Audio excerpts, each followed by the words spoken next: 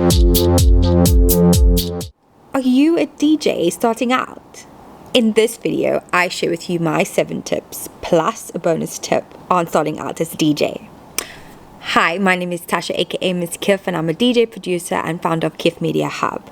I have over 10 years experience in the industry, and let's get into our first tip. Number 1, preparation. Preparation is key. How well do you know your music? Do you have a 1-hour set recorded on SoundCloud and Mixcloud to share with any promoters? And how familiar are you with your DJ equipment and headphone? Make sure you tick those off before you get into the next step. Tip number 2, networking. Are you going to the gigs that you would like to play at? Do you know the promoters that you would like to get to know? Trust me, who you know is very important.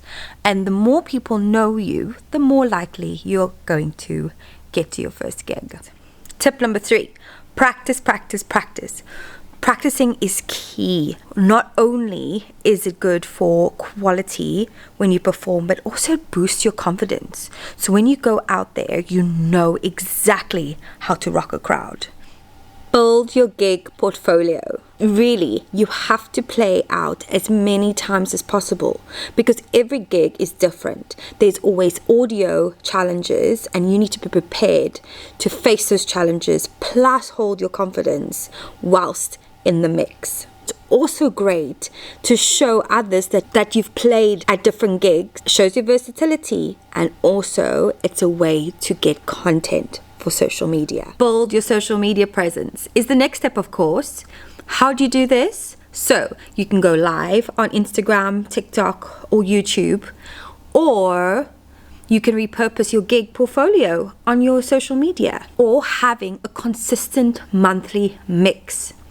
Remember, in order to build social media presence, consistency is key. So stick with what you can handle on a weekly basis. And of course, you need to make sure that your social media is looking sick. So make sure you have a great profile picture and your content is at a good standard.